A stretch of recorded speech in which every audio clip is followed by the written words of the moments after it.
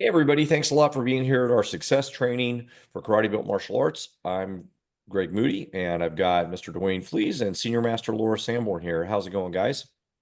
Great, Yes, sir. sir. Great. Awesome. So we've got a great topic today. Our topic is the power of black belt parenting and what your kids learn when your kids train. So I'm sorry, what you learn when your kids train.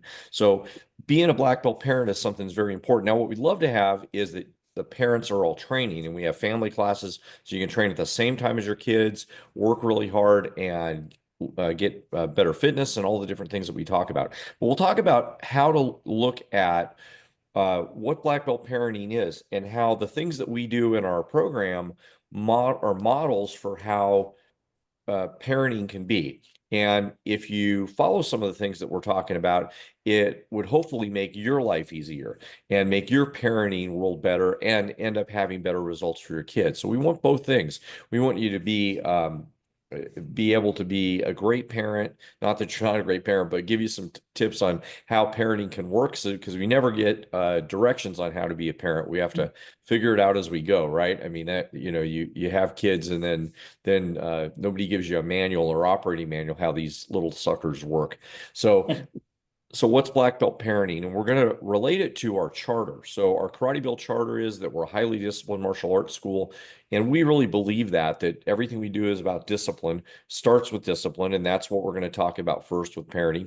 And we measure our results not on who we exclude, but on students' constant growth. If your kids are constantly growing, then they're going to be successful. They can learn more and be more productive and happier in their life.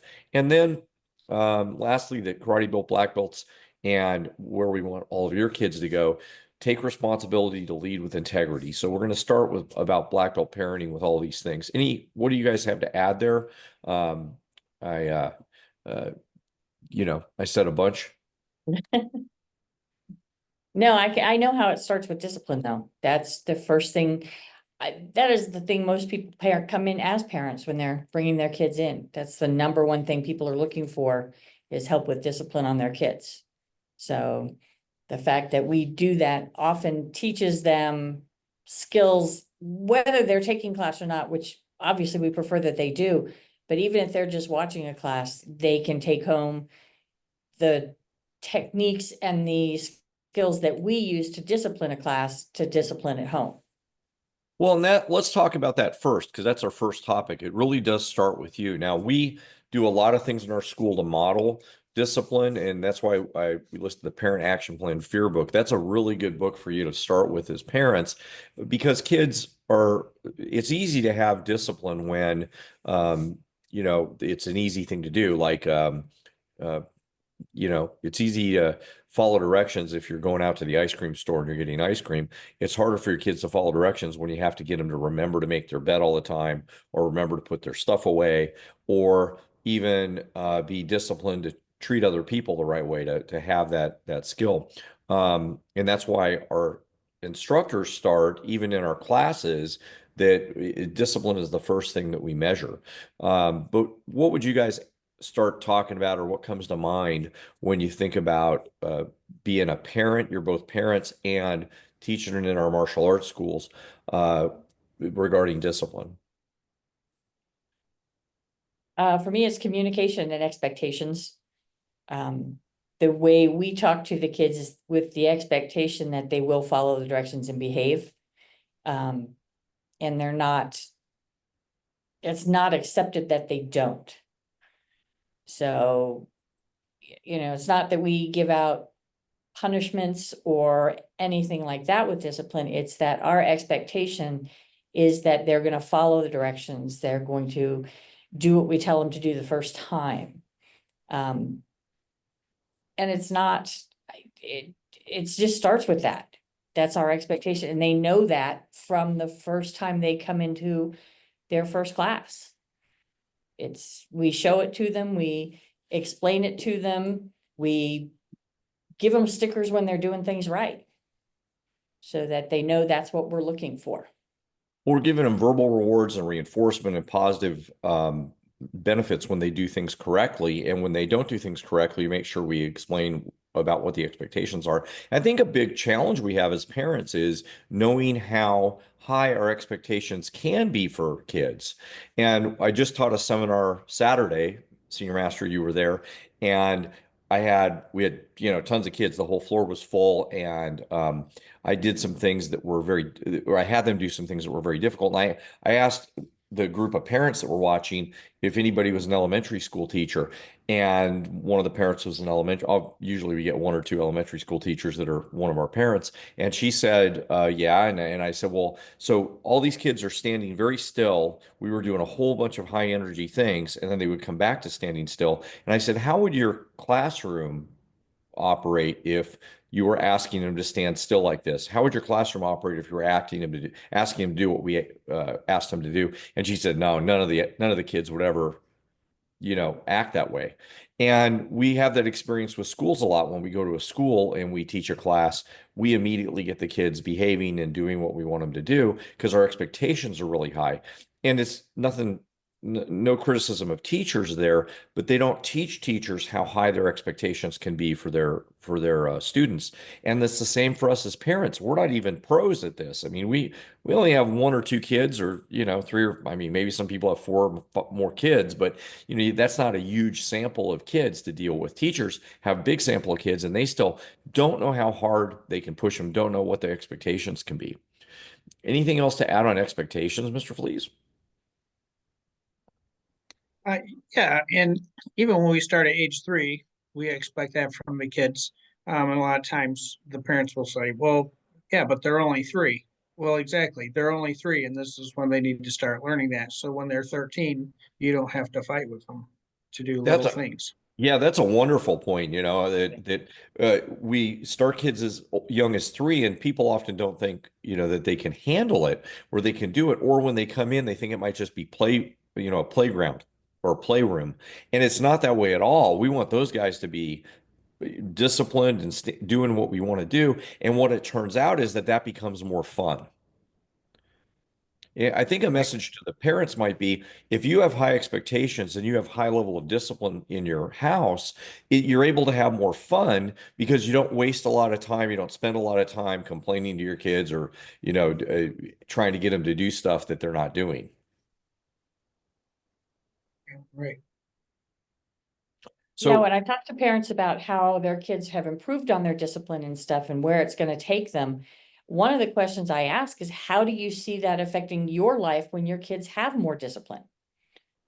And they always talk about how much happier the entire household's going to be when there's less fighting and less just spending time. Yes, you have to do it. Go do it. Go get your thing done. Go get this done, and repeating themselves on something that's not enjoyable. yeah, that's a great point. Discipline equals more fun, and it's a happier lifestyle in your class, and that's something. What would you say the parents need to do to model that for their kids that they can learn from what we do in the school? Recognize good behavior, recognize the things you do want them to do when they do it. Um, Recognize it immediately and massively. Make a big deal when the kids are doing something they're supposed to be doing. Yeah, if I could Right. talk about that a little bit. I'm sorry, Mr. Flees, go ahead. Yeah. And then also secondary to that would be to correct the little things when they're little Oh, yeah. so that it's easier to avoid the bigger things. Yeah, I love what you guys are saying. One is recognizing good behavior. And I even, when I talk to teachers about this, they often say they recognize good behavior all the time. And then I probe a little bit and I say, well, so you recognize good behavior all the time, or do you recognize good behavior when you've noticed they did something wrong and now they're doing it correctly? Or when another kid is doing something wrong and you point out the kid that's doing something correctly? In other words, kids misbehaving, I say, hey, man, I really like how Johnny's sitting at attention, or I like how Johnny's listening or Sally's listening. And then the other kid kind of straightens up. So you're doing it not to recognize good behavior that's always happening. You're doing it to recognize good behavior when it's corrected. Nothing wrong with that. That's a great idea. That's a good thing to do. But what we tend to not do is recognize behavior that's good all the time. If I'm a teacher or if I'm teaching a martial arts class or being a parent, if my kid always makes the bed. Once they learn to make the bed and they always make the bed, that would be really good behavior probably.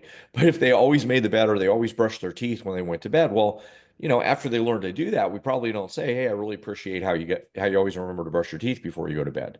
But those things, recognizing good behavior that's always happening is just as important and can be more important to keep your kids disciplined and have them know that you appreciate them and be disciplined in a positive way instead of trying to fix something once it's wrong. And the second piece of that is kind of an extension of that is when they're doing it a little bit off, correct it right away, then it's not a big deal. If they didn't brush their teeth for 4 days in a row, and then you go, "Hey, I can't believe you didn't brush your teeth, you forgot," or whatever, then it's harder to correct because they haven't gotten the habit. Anything else to add there, guys? I guess I talked a lot on that one. Those are Um, great points. I think, I think that's, yeah, both of those things are gonna yield great results when you do them consistent. Yeah, the other thing that I think we recommend, it's good to point out, we recommend the book One, Two, Three Magic by Thomas Phelan. So for everybody listening, that book is a really good example if you want to read a book that's a good foundational piece for how we model behavior in our class, and then how you can then do it at home. I mean, hey, put us to work. We're doing the work to help your kids with discipline. If you copy some of the stuff that we've been doing for all these years that we know works, then it makes your life a lot easier. Move the other on. one is consistency. Okay, that's a really good point because Yeah. that's part of this book as well. Be Yeah. consistent. And that goes along with what Mr. Flea said is if we correct little things, if they didn't brush their teeth one day and we kind of let it go because we weren't paying attention, we were busy or whatever, and we don't get them to do it, or they don't brush their teeth quite perfectly. They miss some spots or they leave a little bit of a mess somewhere. If we correct these little things and we consistently are watching them, that doesn't mean we're giving them a hard time all the time. That just means correction. So it's easy to correct if it's little. It becomes a fight if it's something that's pervasive, they've been doing it wrong for a long time, or it's really severe. So those are really, really good points. Let's move on to the next piece, which would be constant growth. And that's part of our charter. We measure our results not on who we exclude, but on students' constant growth from the day they start till black belt and beyond. And this is something that I think is you can see the growth that we get in our martial arts classes, but it's something that if you're doing the stuff we just talked about, you're recognizing your kids for that, but also modeling them and modeling it for them. What are some things you guys that come to mind when you guys think about constant growth and how parents can pay attention to that and model it? Again, Hmm. recognition of what their kids are doing. Did they improve on something? Whether it's discipline and behavior or just on technique and um, learning something they learned that was hard for them and now they can do it. Recognition of that behavior, that growth makes it worth doing it again Well, and learning something else new. yeah, and I think at the progress check, I was going to mention that it came to mind as you said that. I wanted to write it down. At the progress check, we do it in 2 weeks after somebody starts, and then we do it consistently throughout their career as a martial artist. Every few months, we ask them to fill out a progress check form. We look at it, and then we can do a progress check with you.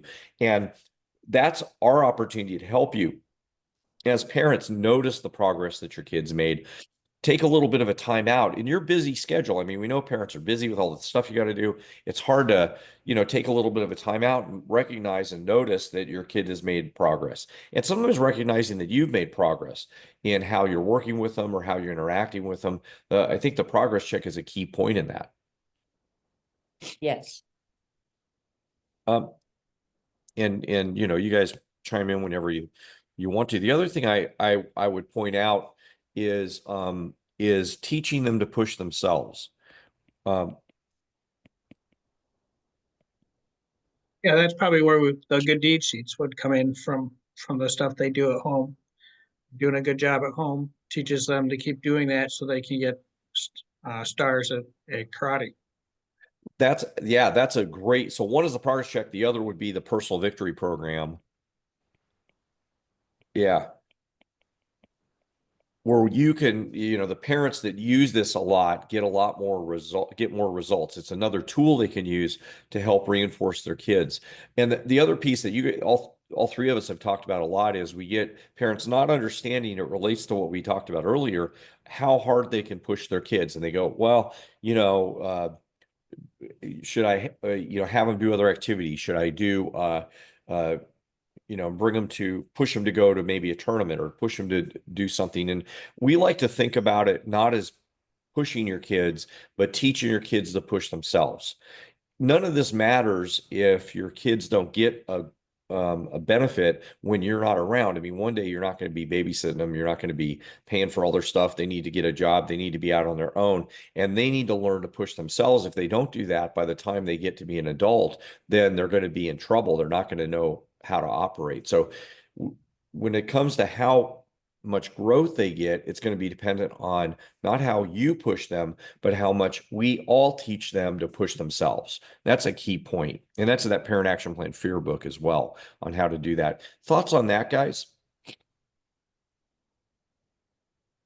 It does fall back to a happier household again, frankly, that if the kids are doing stuff for themselves and continually learning to do stuff for themselves without somebody constantly having to be on them about it, the household is happier because it's just not requiring that type of oversight where a parent becomes a helicopter parent and never lets their kid try anything or never lets their kid just succeed or fail at something because they hover, partly because they haven't taught the kid to push themselves to do it on their own.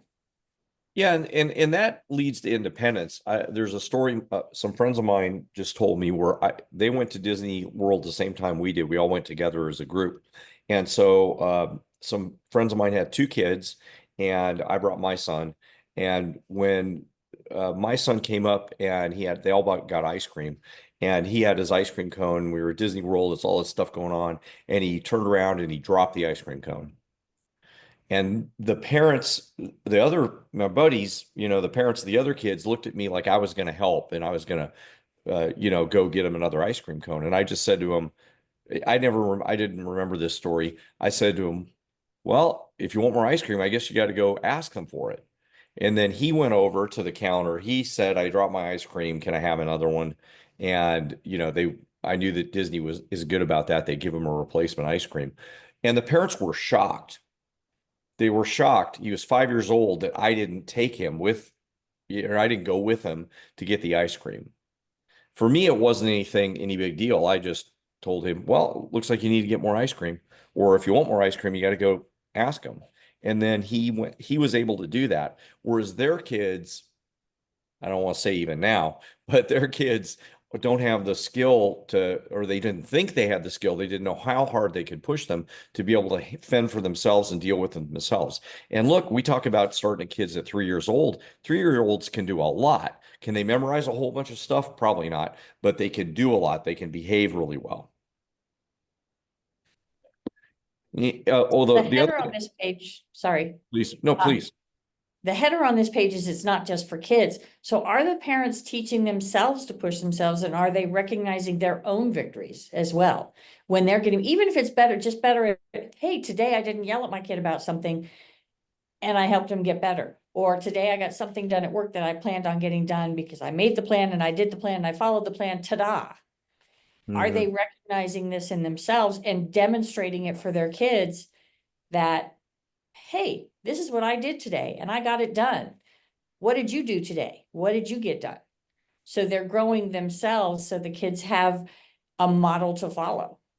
Yeah, it seems trite to say that if you don't do it, it's hard to get your kids to do it. I mean, but it's kind of like monkey see, monkey do. If they see you growing and paying attention to your own growth, Maybe, being supportive of your spouse when they do something and say something positive to them, and then backwards, that sometimes it's hard to pay attention to those things because we're so busy and everybody's so distracted with all the different things that, all the, I don't want to complain about social media, but you get a lot of notifications and things happen. It's easy to get distracted and not pay attention to either making progress yourself or mentioning that to you, to your family, to other people. So that's a really great skill. The last thing I was going to say on this, was we talked about the fourth level, the different levels of skills that people have, and it may be worth revisiting for a second, or fourth levels of things, activities that kids do. And we always talk about the bottom one is the parents.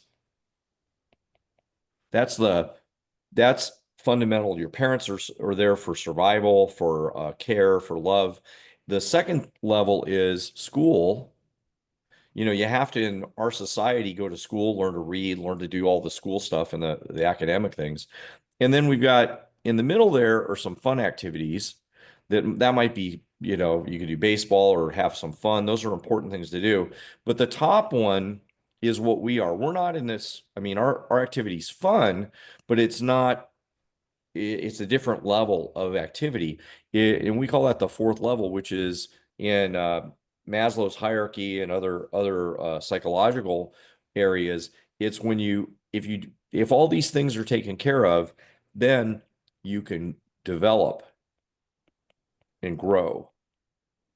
So all these things need to get taken care of. You need to be safe. You need to learn stuff in school. Fun activities are great.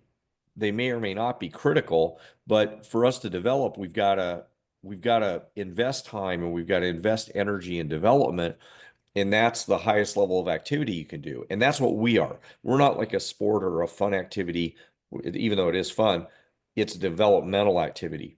And so that's what parents can pay attention to. And that's why we'd really love to have them in class. That's really the best way to support your kid and do this. Anything else to add there, guys?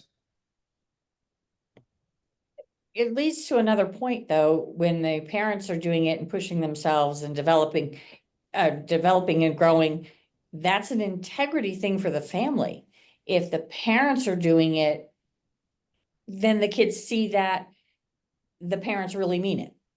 You brought us up to the next point, which is integrity. Is if I am, eating bad, it's hard to tell my kid to eat well. If I won't eat my vegetables, it's hard to tell my kid not to eat some vegetables. And all of these things, and you said the word consistency, have to do with integrity. Integrity is doing what you're supposed to, or discipline's doing what you're supposed to do when you're supposed to do it. And integrity is when you can trust that other people are going to do the things that they say they're going to do. It's like having a congruent life. Other integrity things to add, because this is really important as we get people to black belts. Our charter is that our karate belt black belts take responsibility to lead with integrity. And that means that everything's congruent. They're not different in the school and outside of the school. I want to let you guys talk, but one of the things that we give our black belts is the black belt pin. I'm going to pull it out of the wrapper so it's easier to see, but the black belt pin. And this is really designed to signify growth, and that they're black belts inside the school and outside the school. When I'm outside the school and I'm wearing my my suit coat, regardless if it's a martial arts activity, I have the pin on. Um, Maybe you guys want to talk about that a little bit. Well, I was thinking actually about how if you tell your child karate is really good for you, that's why I'm making you do it. Hmm. Because it's good for you. You're going to learn all these different things. But when the kid says, hey, well, why don't you take class with me? And they go, oh, but it's too hard for me. I don't have time right now. I can't do this. I don't have time to do that. And my knee hurts. And, my back hurts sometimes and I can't do it. And it loses integrity. It loses just what you were trying to instill in your child in the first place. And now you're just giving excuses why you can't. And then you Hmm. expect your child to not give excuses when the time comes for something because it became hard for them. Hmm. That they can't find those excuses, or they're going to find every excuse. Oh yeah, but I got too much homework today. Or, oh, but I wanted to go see Johnny today and I wanted to do this and I planned on doing that. And it's again, gonna be the modeling of why we have families take class together, why we have families out there doing stuff. If you want your family to have a standard, if you want your family to grow together, if you want everybody in the family to grow, you have to show them that it's worth doing to get the growth. Yeah, there's a great quote I just heard.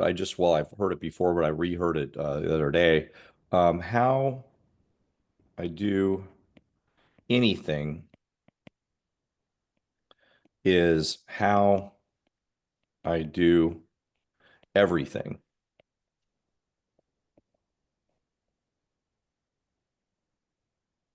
And I think this is a really good quote because it means that if I'm sloppy at, how I clean my room, then I'm probably going to be more sloppy at other things in life. And it's hard to say, well, I'm really disciplined when I'm at work, but at home I don't keep that standard up. It's really hard to be different and not have consistency and integrity about how you behave in one area versus another. And if we ask our kids to do something, then we have to be willing to do that. And Yes. it also comes back to parents, as you said, the number one thing we get asked to help their kids with is discipline. But if the kid doesn't feel like coming in one day, then they don't help teach them to push themselves to come in. I mean, not everybody's going to want to do everything all the time. Not everybody works out consistently all the time. Well, we do because we're doing this for a different reason as part of martial arts. But most people don't do it consistently. That's why the average time that people actually train at a health club when they sign up at a health club is 4 weeks. That's the average, and that includes people, like me that consistently go. All the people that really consistently go is bringing that average up. So most people they're probably only doing 1 or 2 weeks. They do a couple weeks and they quit. They keep paying at the health club, but they're not doing it. And that's not what is going to help you or help you give you benefits in the future. Other stuff to add on integrity and how parents can show that? If you say it, do it. Yeah, I think that's a great way to do it. And I like this. How I do anything is how I do everything. That's a good way to think about it. If we ever find ourselves saying, oh, but in this area, it's okay to not be so, you know, disciplined, or it's okay to not be as consistent. So that covers the main key points that we have in our charter that relate to this, which is discipline, constant growth, and integrity. The last one is lead with responsibility, but I think it's kind of combined in the other pieces that we talked about today. Any last things to add, guys? I know my whole family trained together. All of us did. And because of that, I honestly couldn't tell you what my kids would have been like without it, just because it was maintained for such a long time in their lives that I can look at them and see where it's helped and where specific things that they learned come out. So, but I can't even begin to picture how much less they would have in their characters if they hadn't trained it, if we hadn't trained with them to keep them consistent and show them that, yes, even as grownups, we keep going to class, we keep doing what we're supposed to do. We're supposed to go twice a week, we go twice a week. So that is something that just, for me, is a very personal message about training with your kids. It's just, we showed them, they did it, and now they've got success because of it. Yeah, I think that's a big point. All three of us have had our kids training martial arts, and your kids are young enough, they're not out in the world as adults yet, but so you can't see those results, but you can see, I'm sure, a lot of other results, Mr. Felice. And Senior Master, your kids are phenomenal, and they've had really great careers. And my son too just graduated college and has a lot going on. So, one of the things I might say is, for me, is that because he's had that development, course, I was doing it, been doing it before he was born. But because he's at the development, I don't worry about how his future is going to turn out. If your kids have all these things, then when they go off and start a career, decide they want to do a business, which is really scary, or they want to be an actor, that most of the time people don't make money in that. I wouldn't worry about any of our kids doing those things because they've got this foundation that they can build off of. Exactly. Right. Yeah. All right. Well, thank you very much. I appreciate this as always. You guys are great. And I love doing our podcast together.